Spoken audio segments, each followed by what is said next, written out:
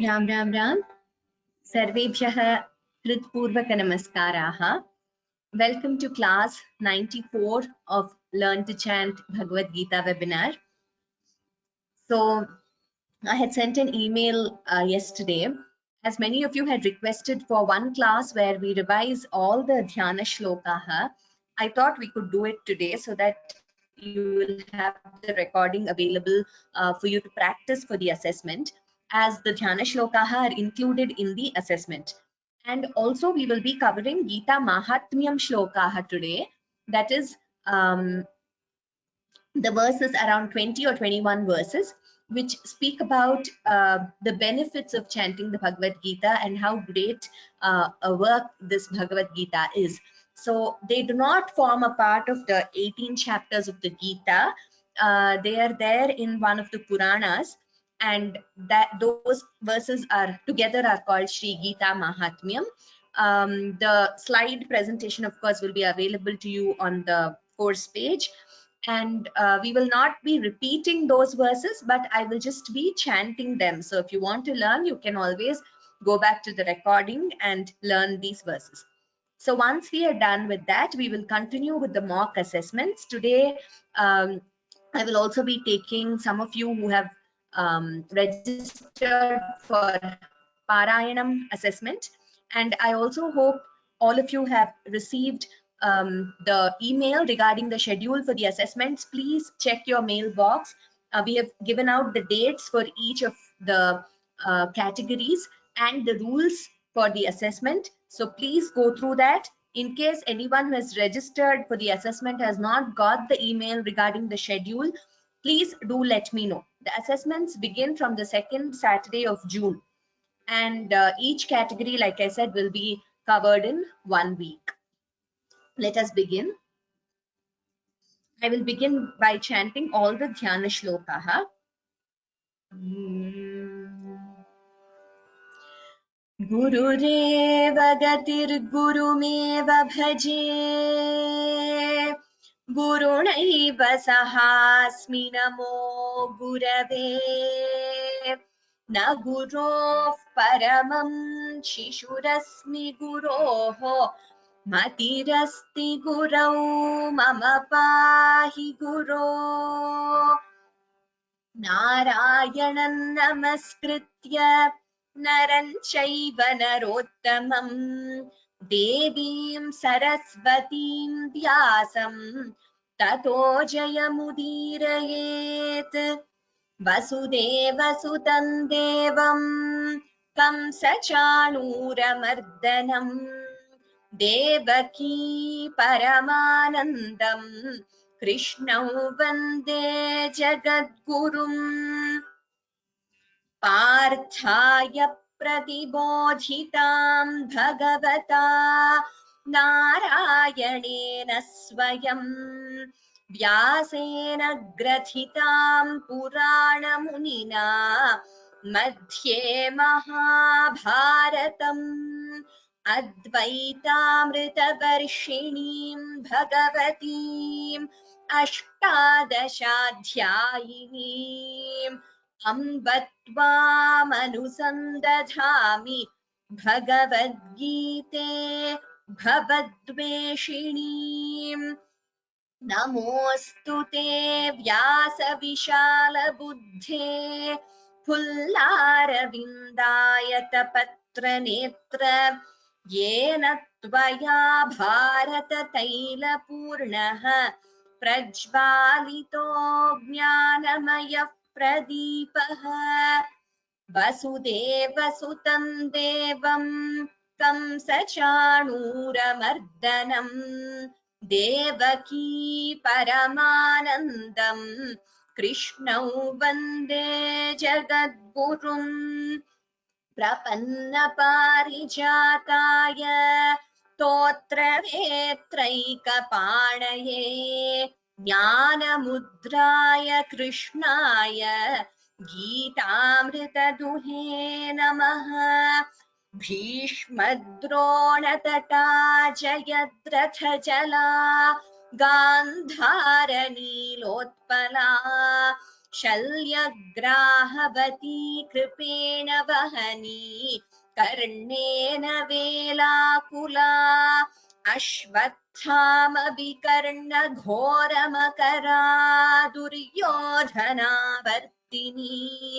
सोत्तीर्णा खलु पाण्डवैरणनदी कैवर्तकः केशवः पाराशर्यवचः सरोजममलम् गीतार्थगन्धोत्कटम् नानाख्यानककेसरम् हरिकथा सम्बोधनाबोधितम् लोके सज्जन षट्पदैरहरहः पेपीयमानम् मुदा भूयाद् भारत पङ्कजम् कलिमलप्रध्वंसि न श्रेयसे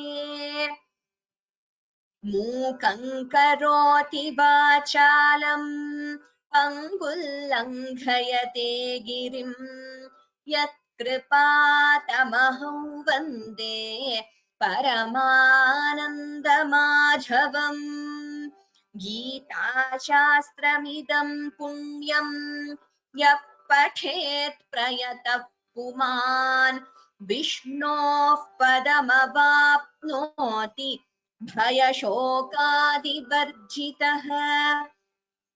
गीताध्ययनशीलस्य प्राणायामपरस्य च नैव सन्ति हि पापानि पूर्वजन्मकृतानि च मलनिर्मोचनं पुंसां जलस्नानं दिने दिने सकृद्गीताम्भसि स्नानं संसारमलनाशनम्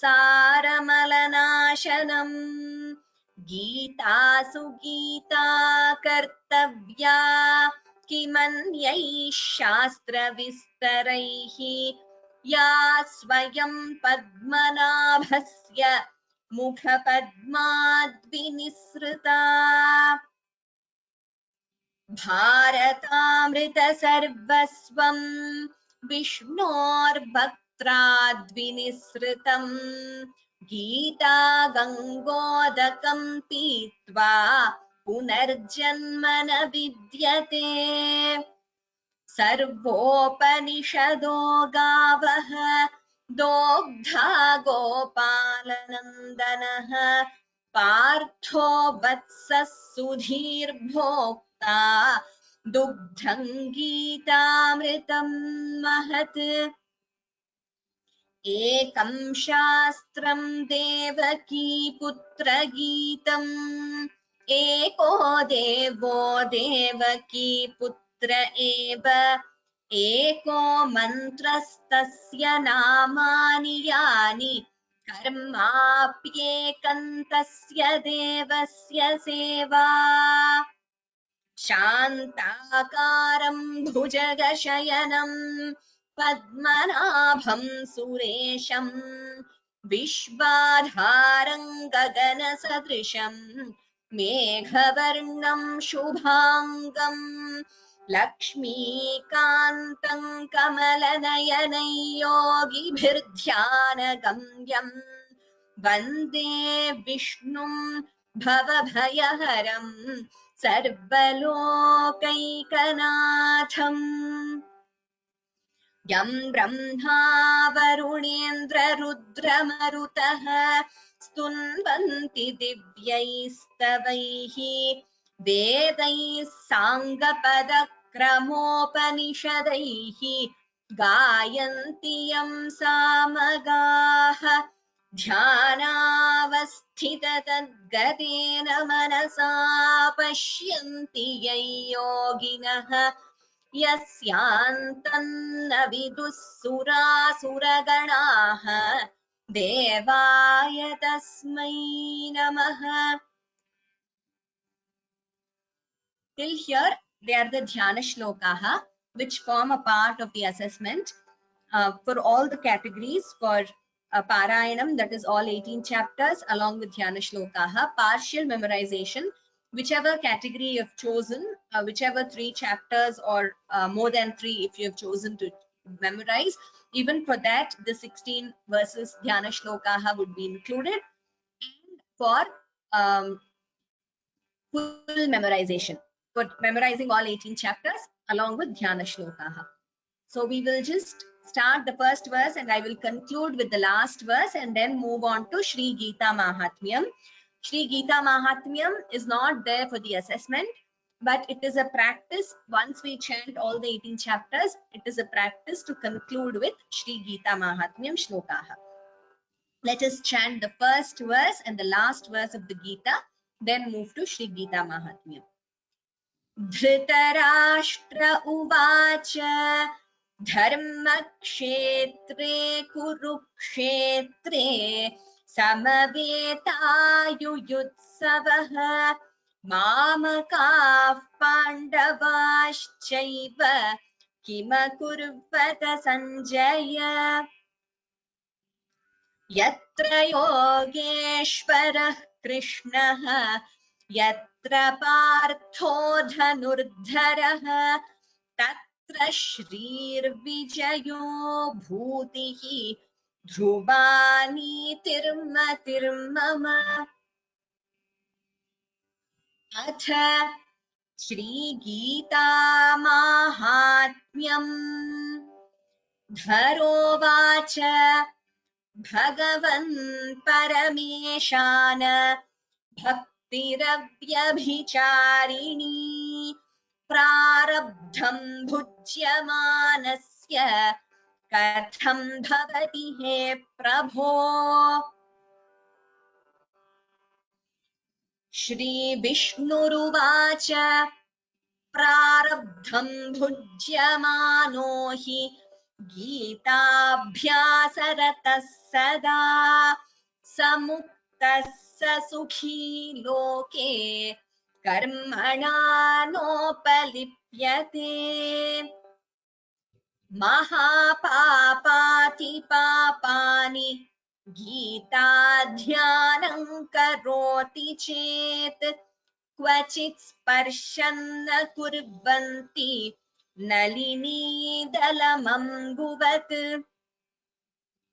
गीतायाः पुस्तकं यत्र यत्र पाठः प्रवर्तते तत्र सर्वाणि तीर्थानि प्रयागादीनि तत्र वै।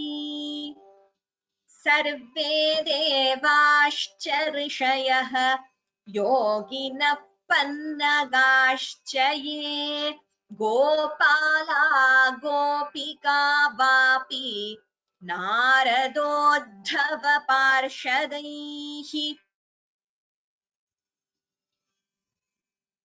सहायो जायते शीघ्रं यत्र गीता प्रवर्तते यत्र गीता विचारश्च पठनं पाठनं श्रुतं तत्राहं निश्चितं पृथ्वी निवसामि सदैव हि।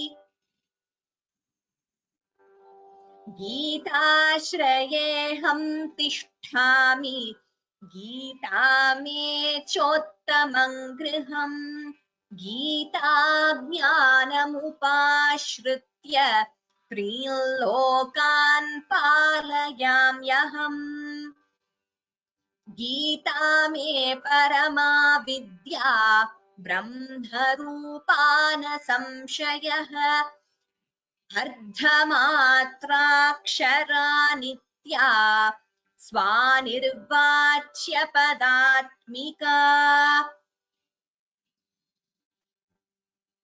चिदानन्देन कृष्णेन प्रोक्ता स्वमुखतोऽर्जुनं वेदत्रयी परानन्दा तत्त्वार्थज्ञानसंयुता योऽष्टादश जपेन्नित्यं नरो निश्चलमानसः ज्ञानसिद्धिं स लभते ततो याति परं पदम्। पाठे समग्रे सम्पूर्णे ततोर्धं पाठमाचरेत् तदा गोदानजं पुण्यं लभते नात्र संशयः।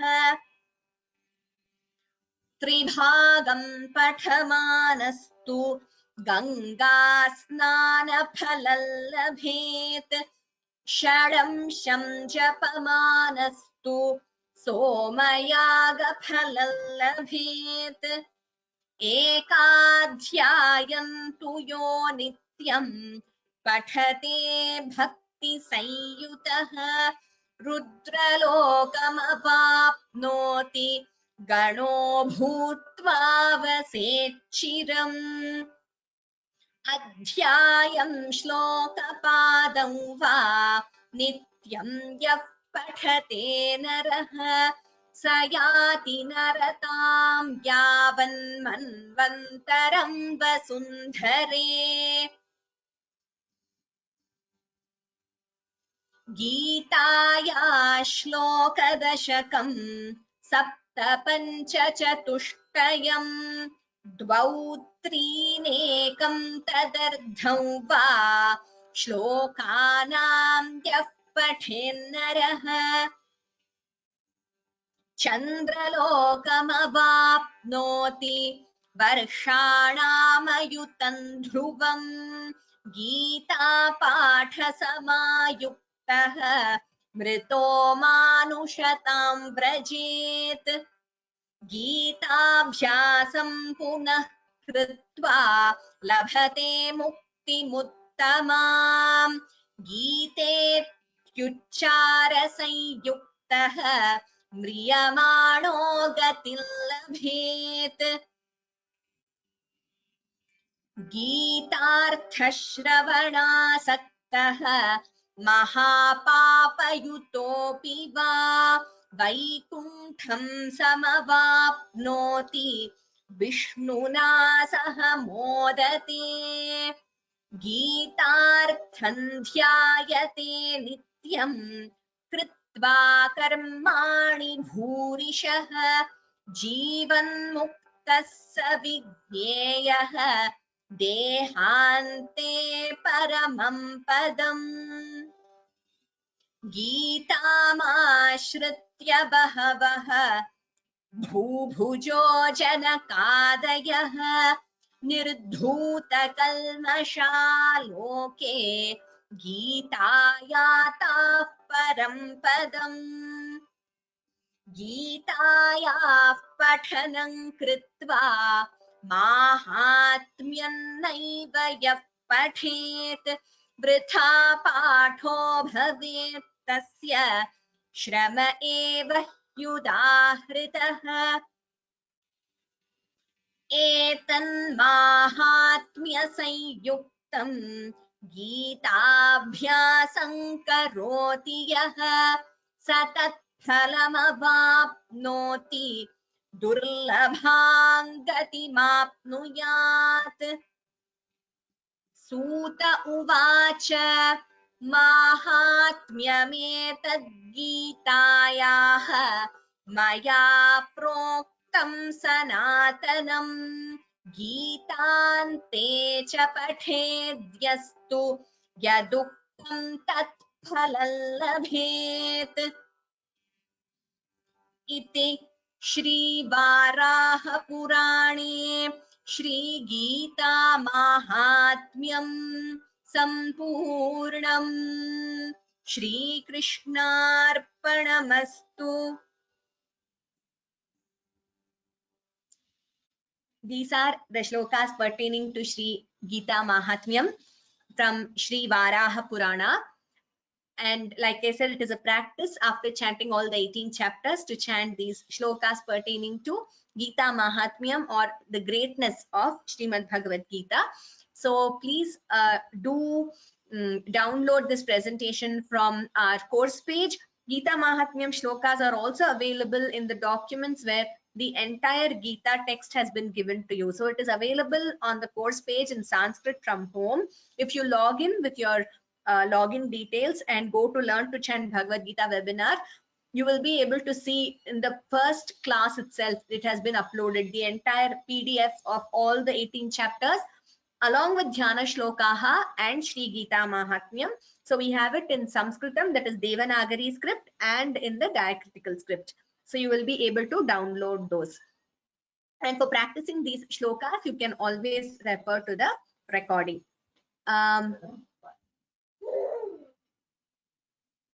Whoever has not got the email regarding the dates for the assessment, please send me an email. You know my email ID, brinda.vyoma@gmail.com. It's given here. So you can write to that. If you have registered and not got the details for the assessment, please let me know. So here also you can see Kanthapatha full 26th June, 4 to 6 p.m. Kanthapatha partial, that is memorization partial, 19th June, and Parayanam, that is full reading, is on 12th June. So first we have reading assessment 4 to 6 p.m. Some of you have said that the timing is not convenient. That is only on the ground that it would be 1:30 a.m. etc. in your time zone, which is an unearthly hour. So only for such participants we will send out an email. For all others who are in India, Singapore, etc., these timings would work. So we would not change the timings. For those who are in time zones where it is midnight, etc., we will send out an email. So we are still discussing an alternate timing for you. So now let me start with the mock assessment. Vasudeva Sutam Devam is twice, yes, because we have included that in the Mangala Shlokaha and in Dhyana Shlokaha. So that is okay. I mean, you memorize it once and you can choose to chant it both times, or you can choose to chant it once. Whoever has not received an email, again, I'm repeating, regarding the assessment, please send me an email.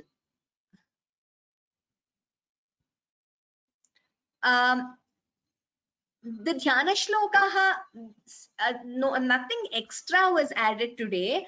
Those who have attended the classes from the beginning would know, or if you have gone through the recordings, would know that we have learned all these 16 Dhyana Shlokaha in the beginning before we started the first chapter. However, in each class, I was not reciting all of them because it would take up a lot of time in 1 hour. So I would only recite some common ones.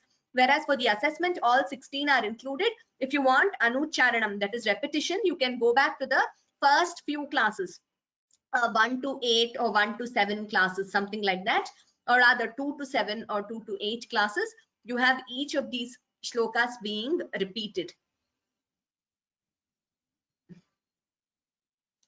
Okay, so let us begin with the assessment for today, the mock assessments.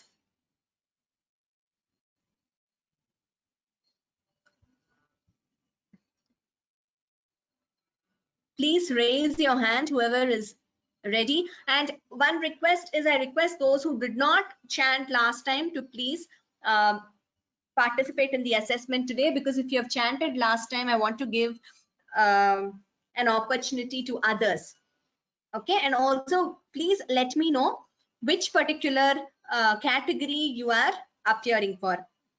Lakshmi Raghavan Bhagini, please unmute. Namaste Bhagini. Namaste. I have registered for the Parayanam. Parayanam. Okay, please start, Bhagini. You could start with the first Dhyana Shloka, Parthaya. Okay. Parthaya pratibodhitam bhagavata Narayanena swayam Vyasena gratitam Puranamunina Madhye Mahabharatam Advaitamritavarshinim Bhagavatim Ashtadashadhyayinim Amba Tvamanusandadhami Bhagavad Gite Bhavadveshinim. Tamam, Bhagini. Could you chant the first verse of the first chapter, Dharma Kshetre? Yes, ma'am. Om Shri Paramatmane Namaha Atha Shrimad Bhagavad Gita Atha प्रथमोऽध्यायः Arjuna विषादयोगः Dhritarashtra उवाच धर्मक्षेत्रे कुरुक्षेत्रे समवेतायुयुत्सवः मामकाः पाण्डवाश्चैव किमकुर्वत सञ्जय सञ्जय उवाच दृष्ट्वा तु पाण्डवानीकम् व्यूढम् दुर्योधनस्तदा आचार्यमुपसङ्गम्य राजा वचनमब्रवीत् पश्यैतां पाण्डुपुत्राणाम्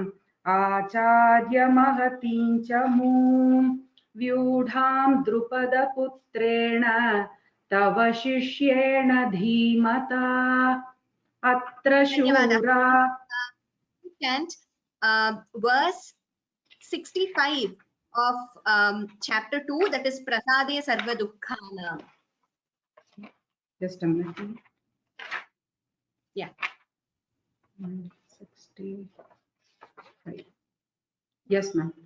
Prasade Sarva Dukkhanam Hanirasyopajaayate Prasannachetasो ह्याशु बुद्धिः पर्यवतिष्ठते नास्ति बुद्धिरयुक्तस्य न चायुतस्य भावना न चाभावयतः शान्तिः अशान्तस्य कुतः सुखम् इन्द्रियाणि Nachayuktasya, kta should be clearer. Nachayuktasya. Okay, that Yes, one. Bhagini, could you chant verse 3 of third chapter? Verse 3? Yes, ma'am.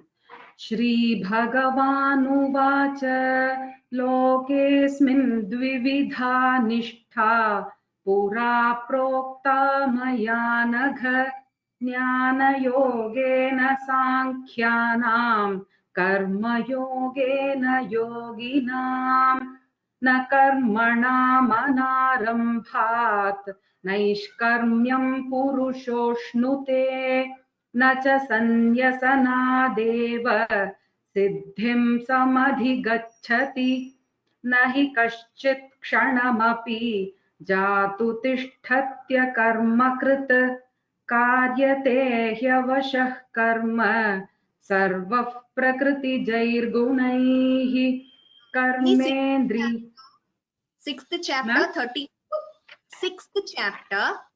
Yes, ma'am. Chapter 6 34th verse, Chanchalam hi manah Krishna. Yes.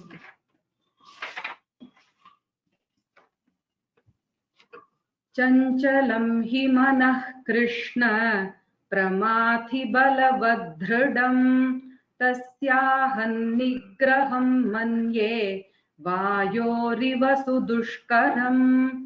Shri Balavadridham. Dha is Mahaprana. The first Dha is Alpaprana. Balavadridham. That should be clear. Balavadridham. Yes, ma'am. Yes. You could continue. Shri Bhagavan Nuvacha asamshayam mahabaho mano durnigraham chalam abhyasena tu kaunteya vairagyena cha gृह्यते asayanta. You chant chapter 11. Yes, ma'am. 25th verse. Damshtra karalani te mukhani. Yes, ma'am.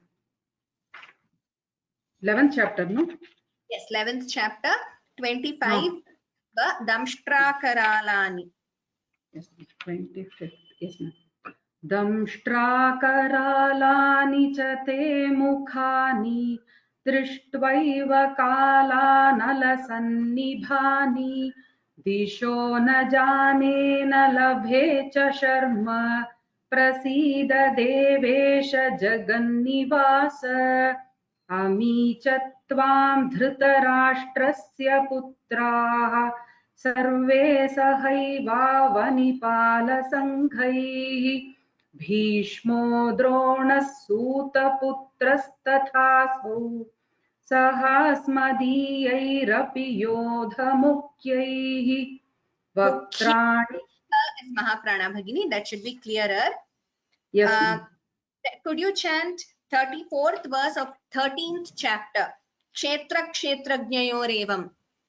Yes, ma'am. Which sloka, ma'am? 13th chapter? 34. The last shloka, yes, 13th. Kshetra kshetrajnayorevam antaram jnana chakshusha bhuta prakriti mokshancha ye viduryanti te param. Om tat saditi श्रीमद्भगवद्गीतासु उपनिषत्सु ब्रह्मविद्यायां योगशास्त्रे श्रीकृष्णार्जुनसंवादे क्षेत्रक्षेत्रज्ञविभागयोगो नाम त्रयोदशोऽध्यायः. Is kshetra kshetrajna dvitvam, not kshetra kshetrajna, kshetra kshetrajna. Yes, ma'am. Yes, ma'am. I'll correct it. Okay. Kshetra kshetrajna vibhaga yogo nama trayodashodhyayah. Yes, Bhagini, now Vivikta Devi, 52nd verse of 18th chapter. 52nd verse. Chapter 18, 52nd verse. Yes. Vivikta sevi lagvashi yatava kaya manasah dhyana yoga paro nityam vairagyam samupashritah ahankaram balam darpam kamam krodham parigraham vimuchya nirmama shantah ब्रह्म भूयाय कल्पते. ब्रह्म भू. Well chanted, Bhagini. Just a few Mahapranas and little bit Vitvam, but very well chanted, well practiced. Dhanyavada, Shubha. All the best. Your actual assessment would be slightly longer than now. You'll be asked to chant more verses.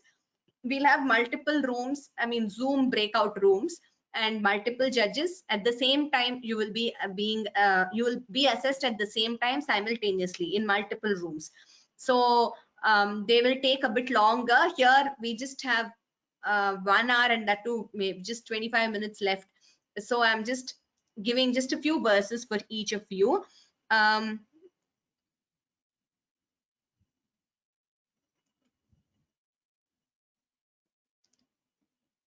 Next, Jayanti Devarkal Bhagini, please unmute. Jayanti Devarkal Bhagini, please unmute. It still says self-muted. Namaste Bhagini. Namaste Bhagini. You have registered for full Parayanam, is it? Yes. Okay, Bhagini. Could you chant Sarvopanishado Gavaha?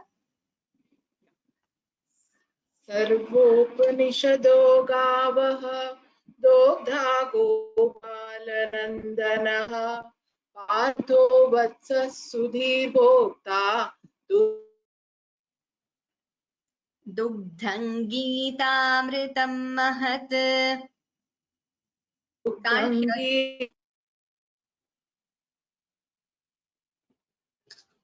Bhagini, there's some problem with your Antamritam Mahat. I'm unable to hear. Sakaram Bhujagashayanam Padram Shubha. Do I start with Shantakaro? I mean, I was saying You're not able to hear me, madam? Yes, I was not able to hear you in parts in between. There was some problem with the connection, I think. Could you start Arjuna Uvacha, chapter 3, 36th verse. Athakena Prayuktoyam, chapter 3, 36. Yeah.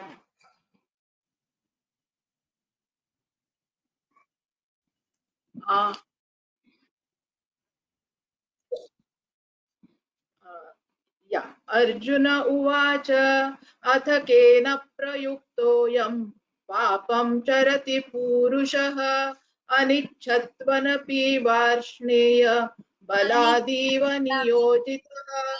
It is anichannapi varshneya baladiva niyojitaha.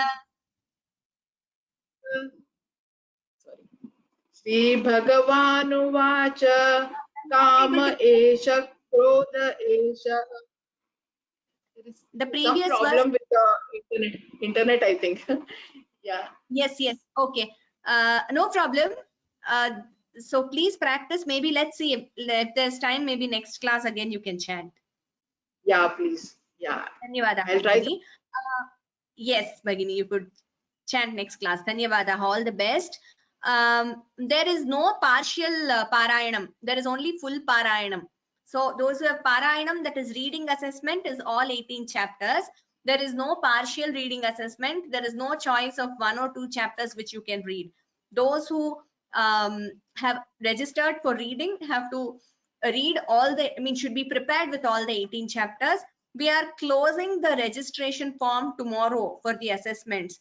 So whoever has not registered, who wants to register, please register immediately, because tomorrow we are closing the registrations. We had said April, but a lot of them started registering and asked us. So we have extended it till tomorrow. Even any changes you want to make to your previous registration also, it can be done only till tomorrow. We will consider the latest registration, latest category for whichever you have registered.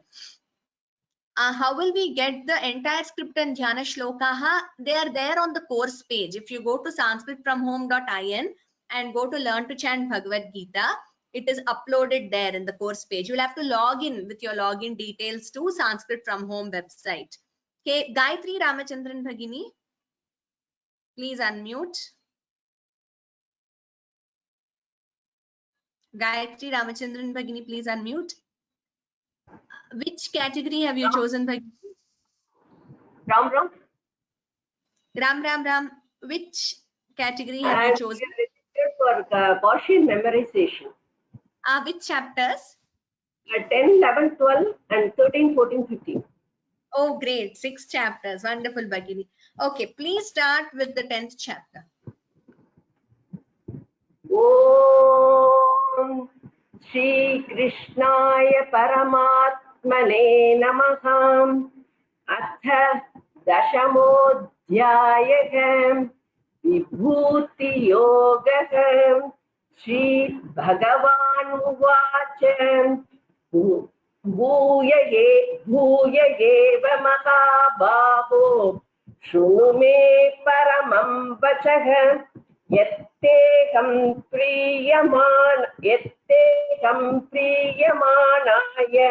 Vakshyami Hitakam Yayam Name Vidusuraganah Prabhavanna Maharshayah Ahamadirhi Devanam Maharshinacha Sarvashah. Here, Bhagini, the Mahapranas should be clearer. Prabhavam Bha should be clearer. Oh. Okay, please note that. Now, could you chant chapter 11, Arjuna Uvacha Pashyami Devamstava?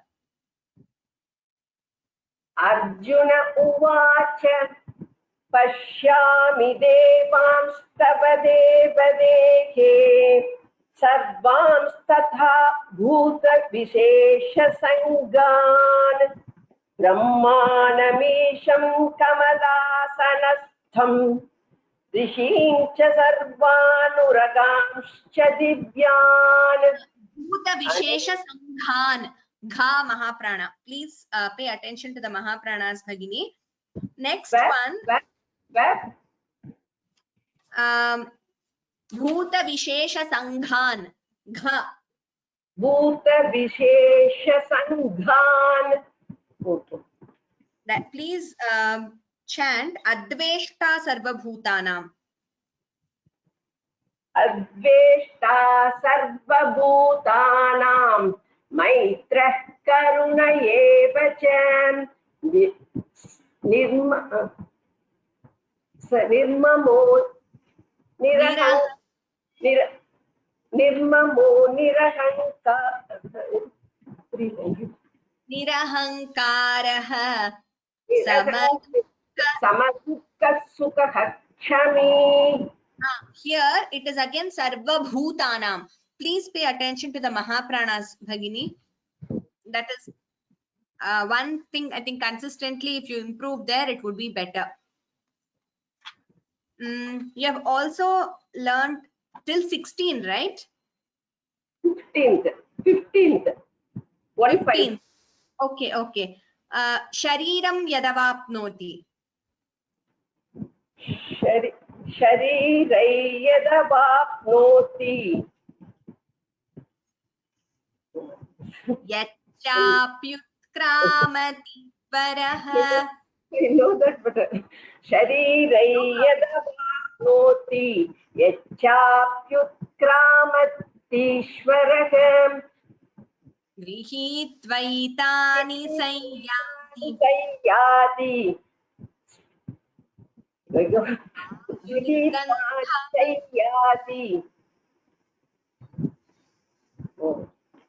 Vayurgandhani vashayat. No problem, Bhagini. There is still time. It is great that you have opted for 6 chapters memorization and you're doing well. Please practice and also pay attention to the Mahapranas. All the best, Bhagini. Dhanyavadaha. Next, KVSS Iyer Mahodaya, please unmute.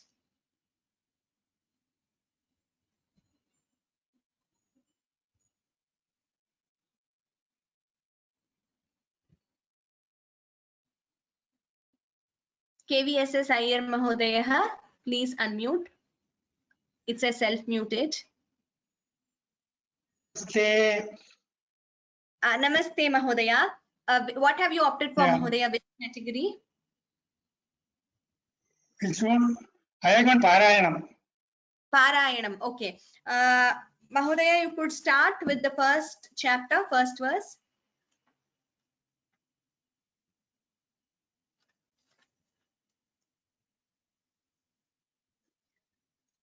First chapter. Dhritarashtra Uvacha.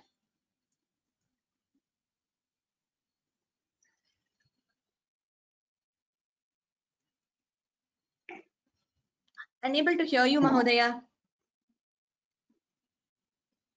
Yeah. Maybe I'll come back to you. Are you here? Dhritarashtra Uvacha Dharmachil. Yeah. Dhritarashtra Uvacha. Are you able to hear? Yes. Dhritarashtra Uvacha. Whatever. There is some problem, looks like it is going off and coming back again. The audio. Dhritarashtra Uvacha.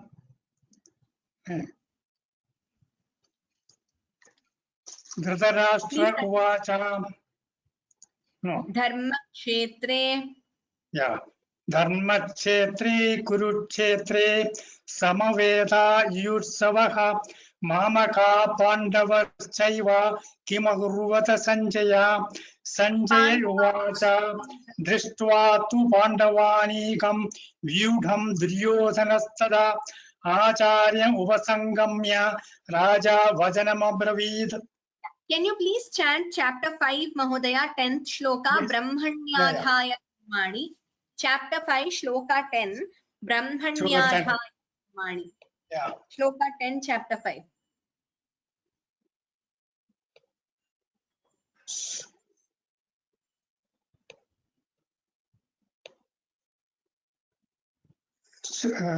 Shloka 10. Brahmanyadhaya Karmani Sangantva.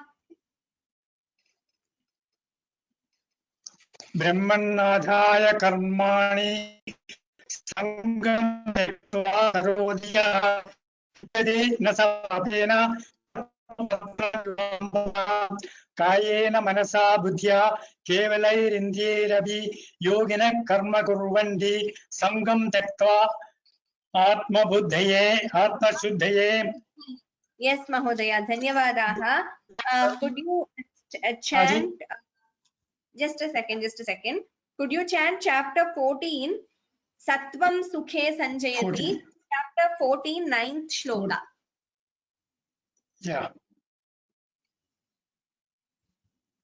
Chapter 14, 9th shloka. Sattvam Sukhe Sanjayati.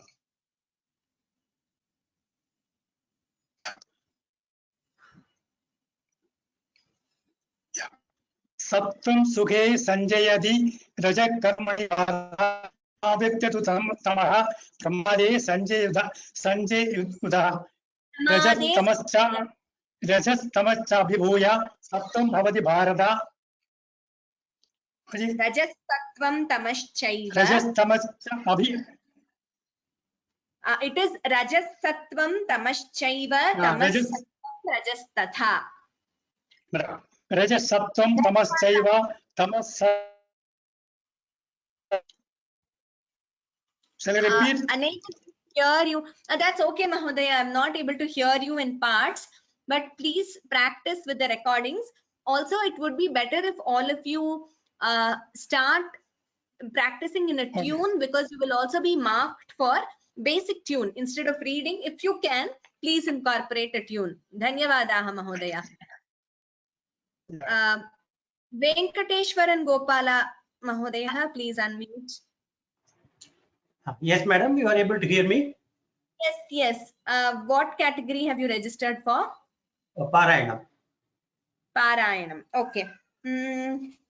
Could you start with Tesham Satatayuktanam Mahodaya? That is chapter 10, 10th shloka. Yeah. Chapter 10, 10th shloka. Tesham Satatayuktanam. Tesham Satatayuktanam Bhajatam Pritipurvakam Dadami Buddhiyogam Tam Yena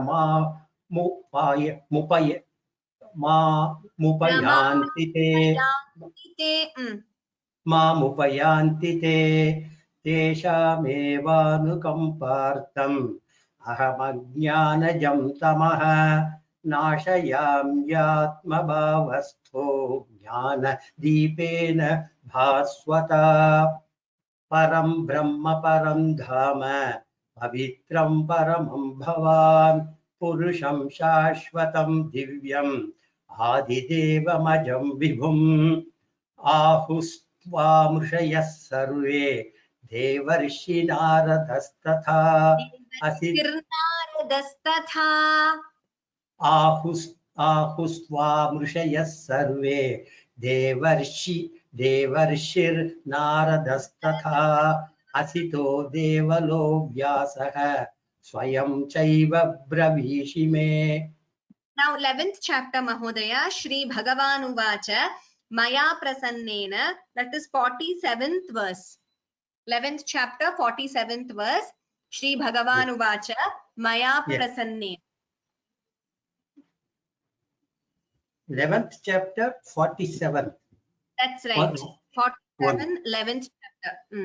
Yeah, just 47. Yeah.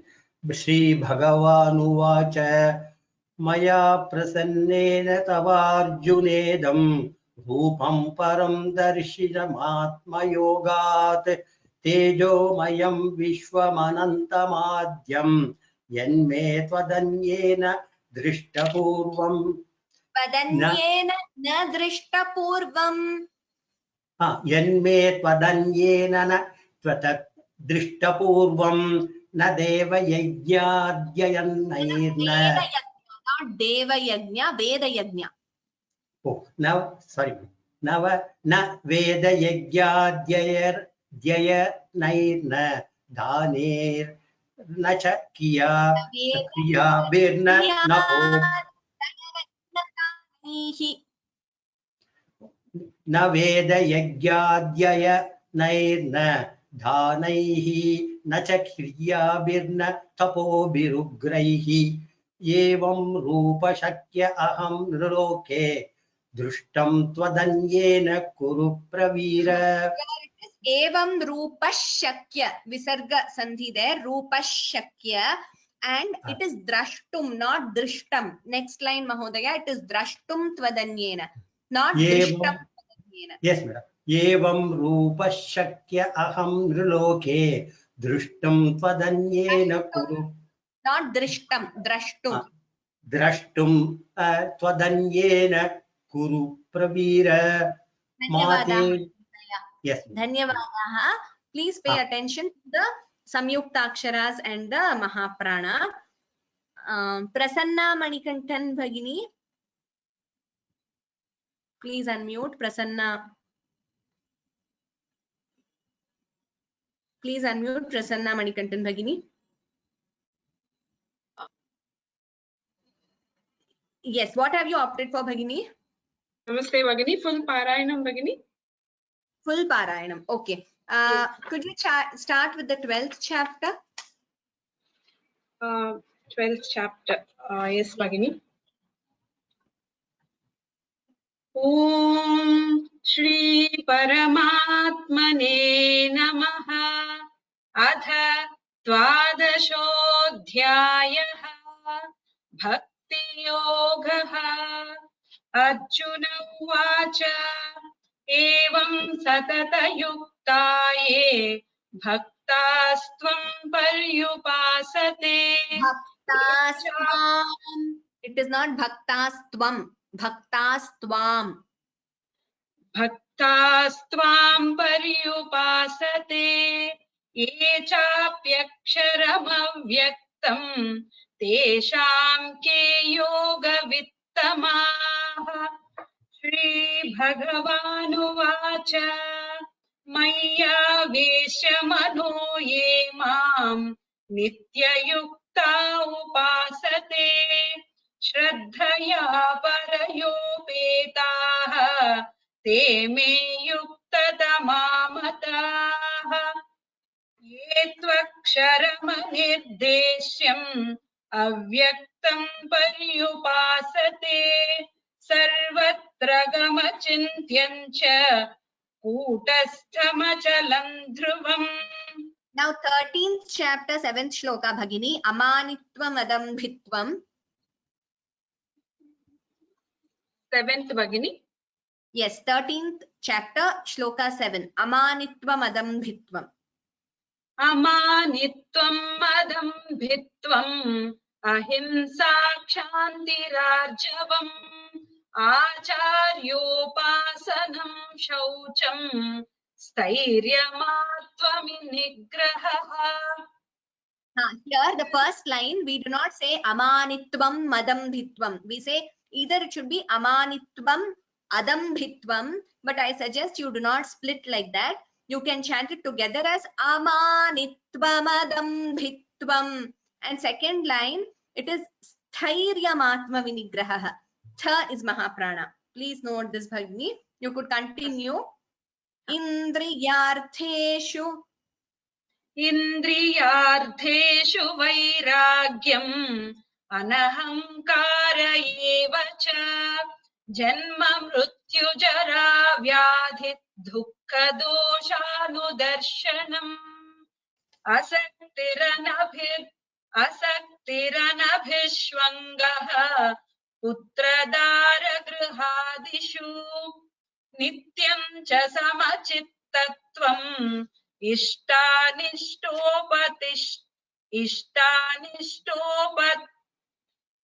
Patishu. Ishtanishtopatishu. 14th chapter Bhagini. Please chant the 22nd verse. Shri Bhagavanuvacha Prakashancha Pravrittincha. Shri Bhagavanuvacha Prakashancha Pravrittincha Mohameva cha Pandava Nadveshti sampravrittani Nanivruttani kankshati. Here Prakashancha Pravrittincha. There's a dvitvam, so it should be cha pravrittincha. Extra p is heard. Prakashancha pravrittincha. Please note that, Bhagini. Now 15th chapter. Could you please chant Mamaivamsho Jivaloke, 7th shloka of the 15th chapter. Mamaivamsho. ममैवांशो जीवलोके जीवभूतः सनातनः मनःषष्ठानीन्द्रियाणि प्रकृतिस्थानि कर्षति Manashashtha, tha mahaprana. मनःषष्ठानीन्द्रियाणि प्रकृतिस्थानि कर्षति. Dhanyavadaha Bhagini. Please note the Mahapranas and a few pronunciations. Please practice with the recordings. Before I move to the next person, a few of you have said this is your first class. So we have actually completed learning all the 18 chapters, and what we are having now is mock assessments. That is just to demonstrate how assessment would be. The final assessment is in June. It is visible on the screen. So there have been different categories. Those who have joined today, no problem. You could always go back to the recordings which are available on the course page. So you have to go to sanskritfromhome.in, log in with your username and password, and you will have various courses. So click on Learn to Chant Bhagavad Gita. Only for registrants for the course, you will be able to see all the lessons so far. And it is also there on YouTube. So if you go to YouTube, you have the playlist with all the recordings so far. So please start practicing, and we will see if we have any other course next time. We will announce it, you can join. But we have come almost to the end of this course. So we'll be having classes till the end of May, and in June we are going to have the final assessment. And now we are just having, like I said, mock assessments for those who have registered for the final assessment. Nandana Nayar Bhagini. Namo Namaha. Which category? Kanthapata, partially, chapter 13, 14 and 15. Okay, wonderful. Please start with Mukam Karoti Vachalam. Mukam karoti vachalam, pangum langhayate girim. Yat kripa. Yat kripatamaham vande paramanandamadhavam.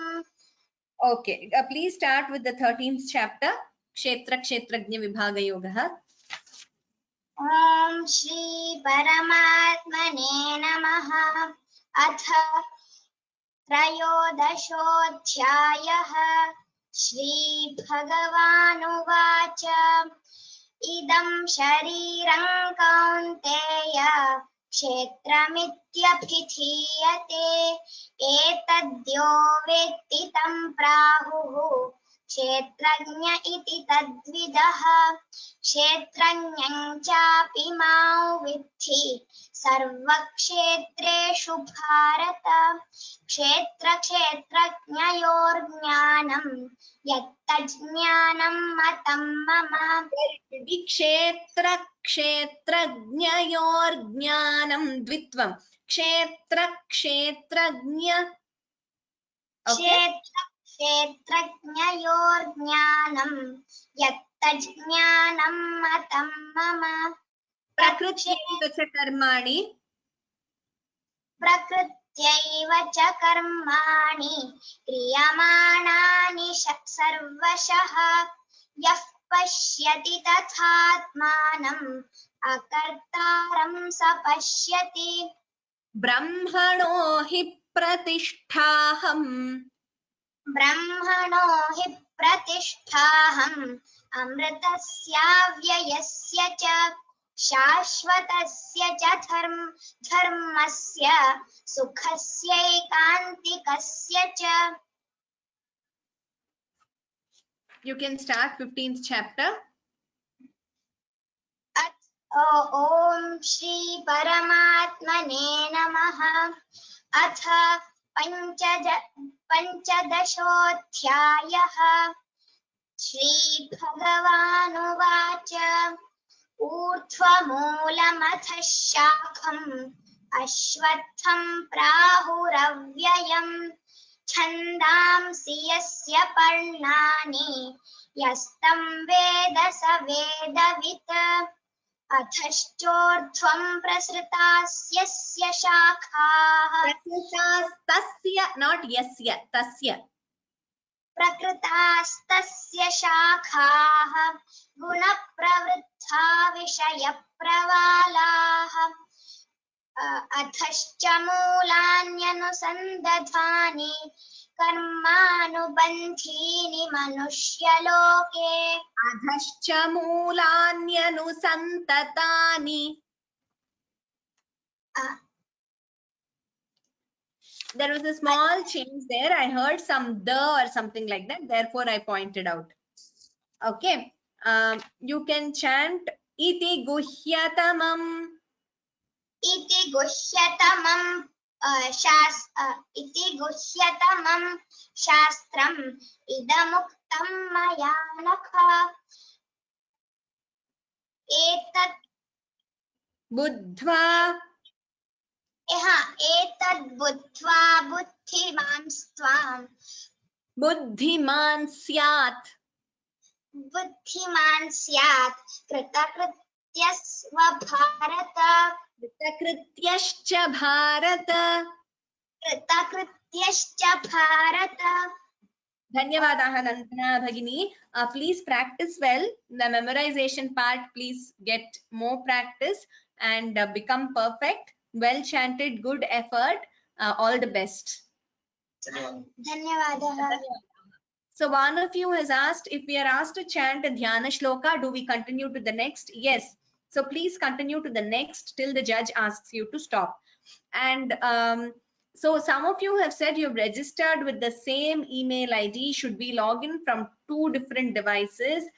Let me check internally, because sometimes there will be a lag and sometimes there'll be an echo if you log in from 2 devices from the same location or near each other. So if that is the case, then it would be a problem to listen to you properly. So this is a very unique question. I will find out. So some of you are, as a family, you have registered. So how we go about that, I will let you know. Maybe we can give you different time slots so that you all can be, you can log in one at a time. Okay. Maybe I can just take one more. Those who have not received the email for the assessment, please send me an email. I will send you the details. Ghanshyam Mahodayah, please unmute. We have to stop by 6:15, like I said, because there's another class starting. So maybe just one more for today. Rest of you in the next class. Ram. Ram Mahodaya. Ram. I registered for the Parayanam. For Parayanam, okay. Maybe you could start with 6th chapter, Mahodaya, from the beginning. 6th chapter. Okay. Chapter 6.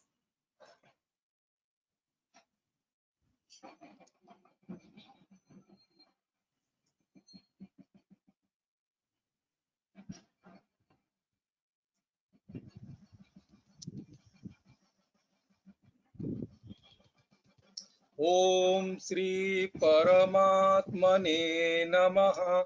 Atha Shashtodhyayah Atma Sanyama Yogaha. Shri Bhagavan Tha is Mahaprana. Okay. Shashtodhyayah. Shashtodhyayah Atma Sanyama Yogaha. Shri Bhagavan Anasrittha Karma Phalam Karyam Karma Karoti Yah Sasannyasi cha yogi cha Naniragnir na chakriyah Yam sanyasamiti pravuhu Yogan tam vidhi pandava Naya sanyasta sankalpah nahya, not nayya, nahya sanyasta. nayya sanyasta Nahya, not sankalpa. nayya, it is nahya, not nayya. Nayya. Okay. Nahya. नय्य संन्यस्त संकल्पः योगी भवति कच्चन आरुरुक्ष कच्चन Not आरुरुक्षो kachana. You are chanting kachana, it is kachana. कच्चन That's right. आरुरुक्षोर्मुनेर्योगम् Balam balavatam chapter 7, 11th shloka. Balam balavatam 11 shloka. Okay. Chapter 7. बलं बलवतां चाहं कामराग विवर्जितं कामराग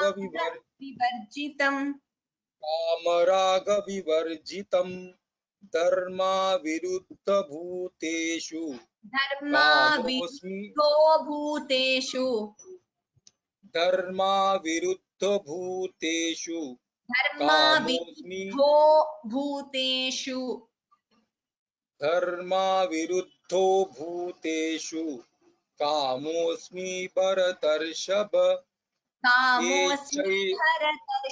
It is not kamosmi bharatarshab.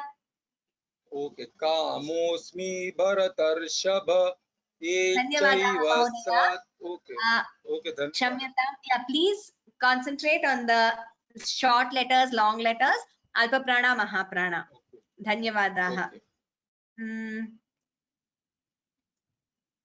Okay, maybe I can take one more.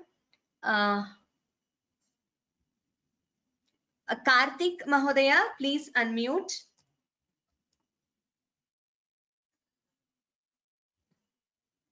Please unmute. Yes. Namaste. Namaste. Please start with the first chapter. Yeah. Shri Bhagavan Uvacha Dharmakshetre Kurukshetre Vacha, it is not Sri Bhagavan Uvacha. Dhritarashtra Uvacha Dharmakshetre Kurukshetre Samaveta Yuyutsavaha Mamaka Pandavaschaiva Kimakurvata Sanjaya. This Kimakurvata, not Kurvata. Kimakurvata Sanjaya. That's right. Sanjaya Uvacha Drishtva tu Pandavanīkam Vyūdam Duryodhanastataha Acharya Upasangamya Raja Vachanam Abravīt. Vyūdham Duryodhanastada. The Mahapranas should be clearer. Acharya Upasangamya. Please note that. Now, could you chant chapter 10, Nantosti Mama Divyanam? That 10. Would be 40. Chapter 10, Shloka 40. Nantosti Mama Divyanam. Yeah, one second.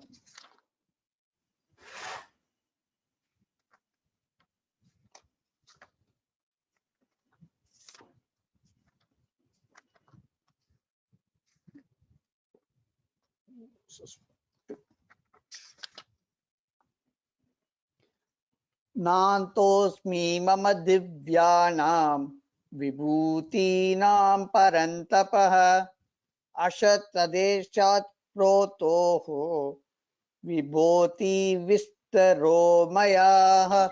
Nantosti, not Nantosmi. Nantosti mama divyanam vibhutinam parantapa eshatu deshata proktah vibhuti Maya. Please note, Mahodaya, there are many changes to be made in this shloka.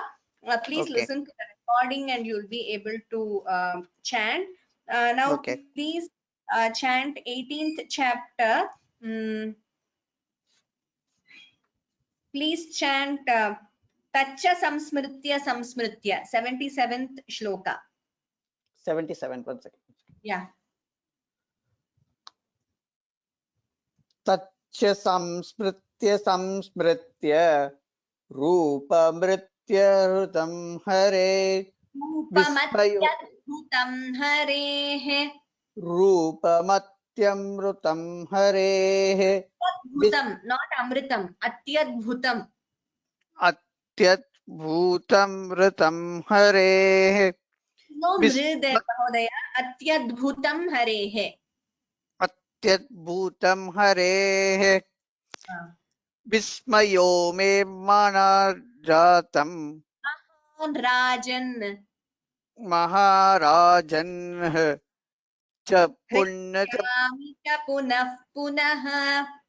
च पुनः पुनः Dhanyavadaha Mahodaya. Please practice with the help of the recordings. All of you, please go through the recordings. They are available on YouTube. You can also sit and repeat with the recordings so that it will be easier for you. Please learn the exact correct pronunciation. We should not substitute letters or add our own letters. Whatever is there, so that is a skill we develop through this course, skill to learn reading Sanskritam shlokas. So I will conclude with the last verse and Shanti Mantraha. Assessments will go on till the end of May. Whether we will have it in the first week of June or not, we have not decided yet, but till the end of May, we will have assessments. If any of you want me to check any particular shloka, etc., you could send me an email and I will give you a chance in the next class. It may not be possible to listen to all of you in the mock assessment due to paucity of time. But if any, like I said, if any of you wants me to look at any particular shloka or listen to you, you can send me. I will give you an opportunity in the next class. We will conclude with last verse and Shanti Mantraha. Yatra Yogeshwarah Krishnah Yatra Partho Dhanurdharah Tatra Shrir Vijayo Bhutihi Dhruvani Tirmatirmama. Before Shanti Mantraha, one of you have asked me about Raghuvira Gadyam assessment. We have already sent out an email regarding that. Again, those who have registered, those who have not got the email, please write to me. The memorization assessment is going to be on May 30th for Raghuvira Gadyam, not for Gita. And for the Parayanam reading assessment for Sri Raghuvira Gadyam is going to be in May itself. That is before Bhagavad Gita assessment. Please note the final dates. We will send it out to you this week. Sarve bhavantu sukhinah, sarve santu niramayah, sarve bhadrani pashyantu, ma kaschid dukkha bhag bhavet. Om Shanti Shanti Shanti. Sarvebhyah dhanyavadaha. Let us meet next class at the same time. We will continue with the mock assessments. Any doubts, please send me an email. Dhanyavadaha.